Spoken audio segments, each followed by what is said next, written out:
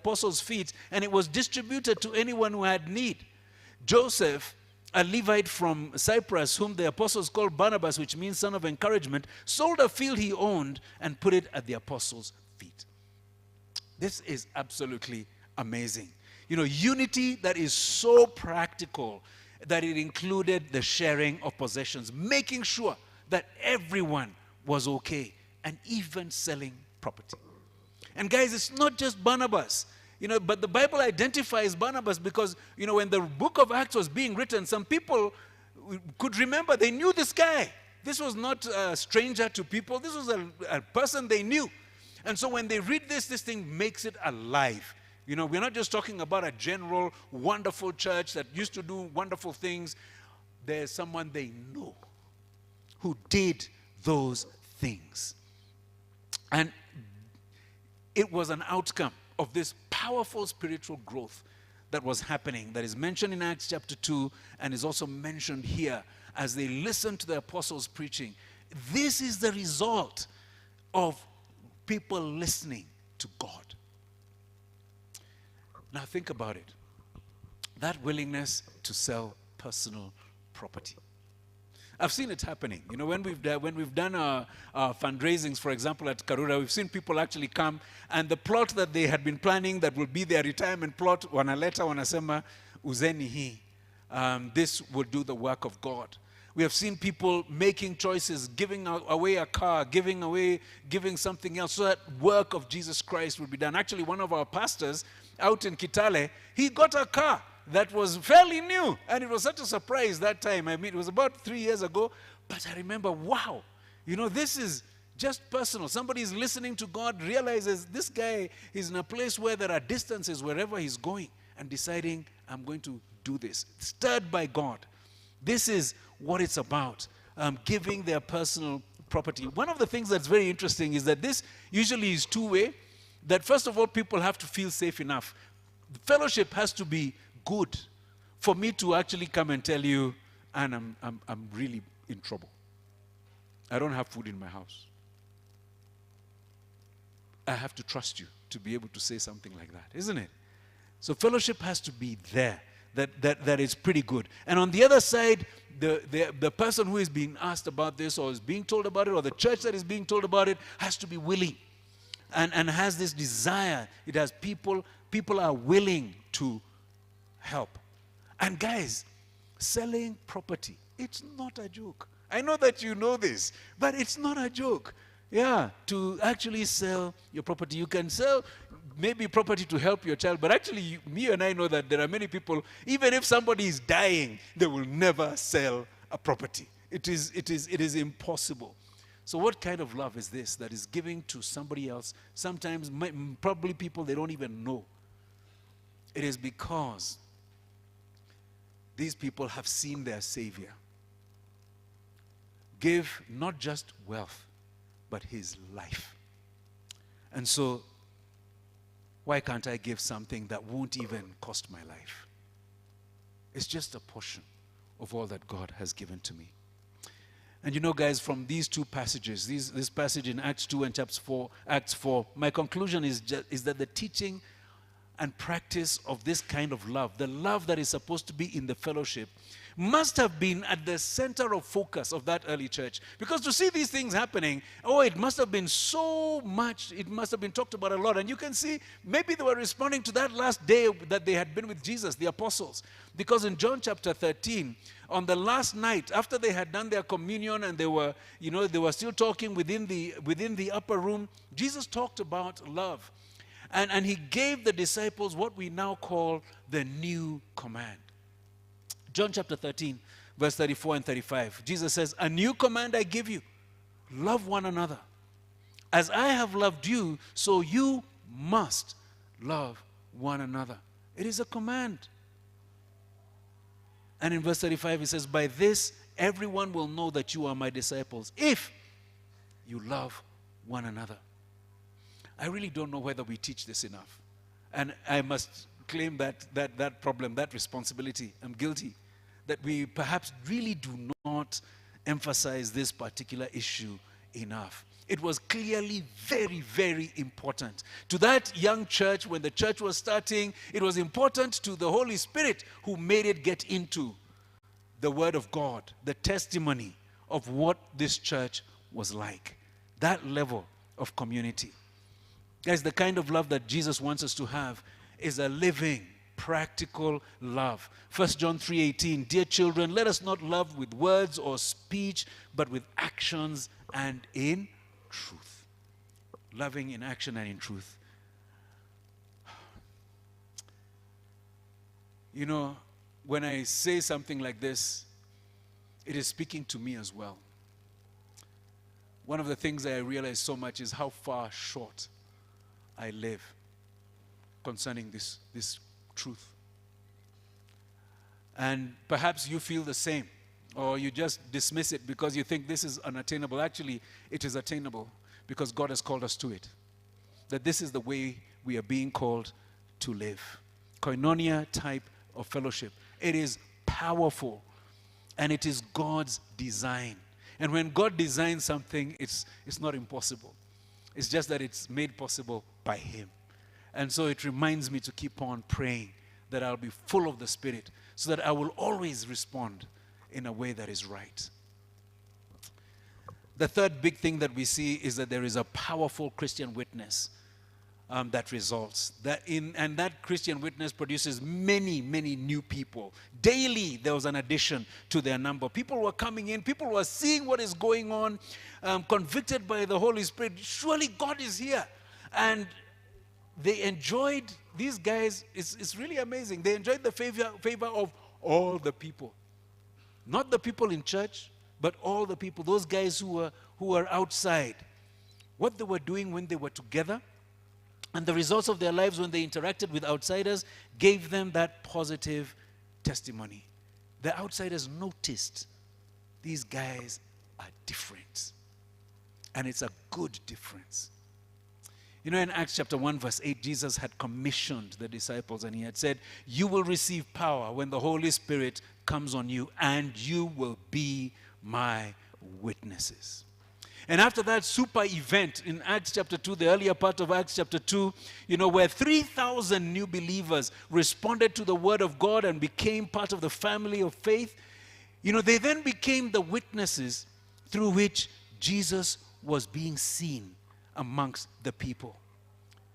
They were making this impact. This is Spirit-empowered ministry. Their lives were drawing people who are on the outside. They were being held in high regard. You know, listen to the advice of the Apostle Peter, you know, the guy who preached that first sermon. This is what he says in 1 Peter 3:15. But in your hearts revere Christ as Lord. Always be prepared to give an answer to everyone who asks you to give the reason for the hope that you have.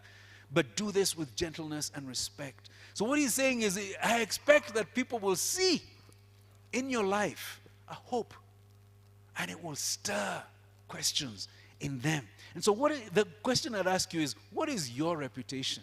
What is our reputation when we think about the people around us, the community that is there? Based on the way that you personally are living, the way that we are living together, what do people on the outside see? What is it that they see? And guys, I'm not talking about just, you know, the people that you might meet also on the street, but I want to ask you also about your peers, the people that you are interacting with on a regular basis, members of your families, friends at work, and all of these different places. You know, not just the people that we witness to. You know, when we go out to witness to people, what do? Actually, we put on the clothes of an evangelist, and we behave in a certain way. And guys, you know, I'm not downgrading the importance of sharing the gospel, but is it true that many of us become better Christians when we go out to witness, rather than, you know, that we are in performance mode? It's not our normal life. Can people who know you speak about the power of your life, the power of your community? Jesus said they will know us by our love for one another. He prayed that we would be united to become this strong family so that the world may know that Jesus is the ultimate message of the Father. If you read that prayer in John 17, it's actually amazing. Our unity is perhaps the biggest evangelistic thing that we can do, because people see and they start recognizing that Jesus is the one. He is the one that has been sent by the Father. Now do you see how this community life that these guys were living drew people to meet with Christ, drew people to God? There's that daily testimony of new believers, and it's amazing. It's just amazing and beautiful even hearing that testimony of new believers here. And it's also interesting that many of us don't even celebrate when we see and we hear about new believers. Hiya, you know? It's like we don't recognize this thing is a work that God has done. But that daily testimony is a reminder. Jesus said, I will build my church, and the gates of Hades will not prevail against it. The business of the church is to bring people out of that situation of death, the place of death, into the life of God, into the family of God, and living in the power of community, living as a community that has real love, that loves our neighbors as well. That is a powerful means by which we raid those gates of Hades and bring people into the family of God. And you know, it's interesting. One of the thoughts that, caught my mind is just as remembering, it's not just the deeds that people receive directly from us. Sometimes it's just what they see us doing. I was just thinking about, people who I know, I've observed, very wealthy people, just watching other very wealthy people going into a slum, communicating with the real poor, and walking with those people with love, and able to have an actual conversation and to laugh together. And this shocks, because many times the wealthy people are even afraid. They are feeling also guilty about their wealth, and all sorts of things are happening. But when they see this, and they see that there can be loving relationships, those observing start getting drawn. They say there's something different. And this is something that I can say I personally know. People who started coming to church because of watching and observing things like these, and then over time they became believers. It's not just what you do directly to somebody. It's how you live and how you're making that impact. And people say, have you ever noticed something like this? I wonder whether you guys have noticed something like this. Have you seen it? Yeah, it happens so much. That power of our lives that are living, it can only be from God. And when someone sees that, they want to ask that question: where is this found? Where is this community in which I can find life like this? Amazing church. It's not boring.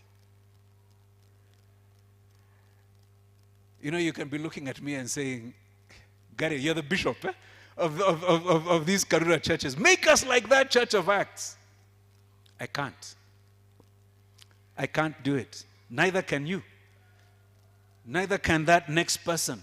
This was not just drama. This was authentic.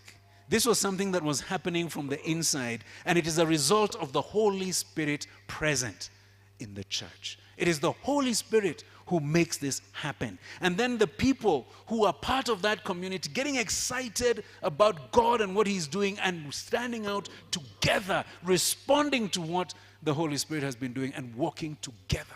That's where we find the solution. This is where we find church like this. And that involves all of us. Guys, we can learn from these people. And we can yearn, we can desire the things that we see that were happening in such a church. We want a vibrant Christian life that is like this. We're not them. We're not in their world, so we won't be exactly like them. But we can have a life that is that powerful. The people on the outside can look at it and say, I want to see, I want to feel, I want to... Because these people really love God, and there is no question God is present among them. There are two things that I see that stand out concerning this church and the people, because now we're talking about how can I respond. Here are the things of the people. First thing was that they were passionate about God, and we can see that. from their hunger to learn from the apostles, to pray. They devoted themselves to the apostles' teaching, to prayer and everything else. Every day they went to learn, and every day as they left those sermons, they went home and they talked about the things that they were learning, and they prayed together. They worked to make all that they were picking up real in their lives, and then they lived that out. In their homes, they were praising God together with glad and sincere hearts. Are we passionate about God like this? Or is it something that we look at and think, it's just a Sunday activity? There are times for me, I think I really feel sad. I'm not a very expressive person. That's not me. And so I wonder, can people really see, I really love God, by the way. It's really true. And I live for Him. That is my entire desire. I want my life to be about Him. And as I've done my sabbatical, one of the core prayers I've been just telling Him, I don't want any other fruit in my life other than your fruit. I want to be connected with Him. And I pray that others of us will also have, that all of us would have this thing, that it's such a privilege. Hiya, the creator of the universe, the one who did all of this thing, is walking together with you and I in this world. It is amazing. To know that He loves me, not just because of what I do for Him. He loves me not just because of how good I am. No, He loves me. He just loves me. That creature that He made, that creature that responded to what Jesus did on the cross. And He loves me. One of the things that stands out in Acts 2 is the sharing in communion. And, it is repeated a number of times within that passage. In the temple courts, in their frequent fellowships, when they went home, they were sharing their lives, and they were sharing the stuff of life, their food around the person of Christ. Communion was not something that was done once a month like we tend to do it in the churches today. It was something that they were doing. And please don't wait for the pastor to come to your home. Please don't wait for, the once a month communion. Every time you meet. So whenever you're gathering within your small groups in different situations, I sometimes just do a quick communion prayer. But you guys would think that's okay because I'm a pastor. Eh? But, do a quick communion prayer even when we are just eating food. And I say, every drink that we are drinking, ultimately our life is not just about this drink. It is Jesus. It's the blood of Christ. Every eating that I do is not ultimately about, my life is about this one whose life was broken so that I might live. And that is what communion is. It is a continuous reminder. Jesus said, do it as often. Why? In remembrance of me. Otherwise, we sometimes just take it for granted. And we forget that Jesus went onto that cross and died. These guys, that was something they never forgot. And so please don't forget. Please don't wait just for that. I know that there is that very significance. Many of us, we've been taught throughout our lives that it's only the pastor or the priest who can offer communion. But I can tell you, it's not written here in the scriptures. It is something that was done so that people do not misuse. So people started trying to control it. But guys, Jesus said, do it. Yeah? As often as you drink it. So there is power when it's done together within the church service. But don't forget that Jesus died on the cross for you. Don't forget that blood of the new covenant is really the blood of Christ. That's why you live. That's why you can look into the future. Their second passion was for each other. And their fellowship was amazing. And I've already just gone through that. But, we would think about it and we're thinking, their services must have been a blast. There must have been a bomb. With the preaching or the teaching of the apostles and everything else, miracles, testimonies, you would be thinking, that's why. But you go just a little into the passage and the thing that stands out, the actual thing that stands out is how these people loved each other. And it's no wonder that the people could see that they were different. Jesus said, this is how the world will know that you are my disciples, if you love one another. The Church of Acts is a demonstration of the power that is available for the church today. The Holy Spirit, He is here. The Word of God in which they were looking, the testimony of the apostles, we have it. It's in the Scriptures. Do we see it? Maybe not. Do we want it? Do you want it? A church like that, powerful like that. You know, we can have it. We can have it. The power of together. You know, a church that is live, we need to be together, but there are some practical things, obviously, that we can do, even as we invite the Holy Spirit, who is the one who makes the church this way. You know, the first thing, of course, is make the choice. Devote ourselves to God. Whatever that will mean for you, His Word, prayer, communion, fellowship, devote, which means a really deep commitment to it. Make it important. Make it your first priority of life, to understand, to know God, to experience Him. Secondly, we need the stories of God's presence in our lives and in our world. Those testimonies encourage us. They enable us to see that, oh, it wasn't just a coincidence, this thing happened to me. This is God at work in so-and-so's life, in so-and-so's life. We can see Him. We build each other's faith as we share. We need to look at what we have differently. You know, because we have received so much. In fact, everything that we have from God, that we choose to share it with His church for His purposes. So that our gifts, our skills, our training, our wealth, even, you know, as all that you have, that you know is given to you individually, you realize that it is actually for the good of all. 1 Peter chapter 4, verse 10, the Bible says, each one should use whatever gift they have received to serve others, faithfully administering God's grace in its various forms. How does what you have serve others? How does it show grace, the grace of God to other people? Sharing and supporting in the matters of life. You know, being unafraid to share my realities, your realities, and the struggles, and to give and receive assistance from within the body.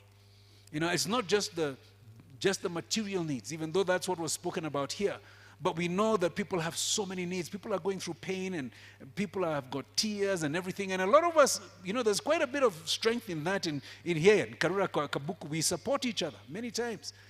I pray that every one of us will start feeling that we need to support each other. Because very often I've seen in churches, it's like, you know, 20 people are there every time.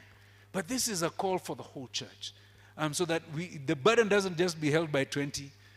They can do this one today, and the next time it's another different 20 and another group of people, and we can make that powerful difference without it ever becoming a burden to anybody, because we are a body together.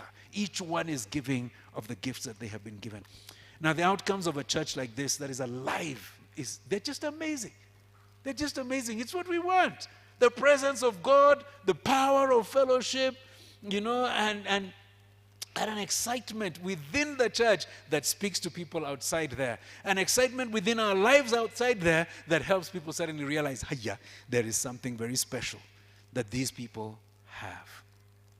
Remember, it's not about the drama of the preacher. It's not about, you know, how powerful and charismatic somebody is. It's of the church. And it's possible for your life to have such an impact. You know, in my own family,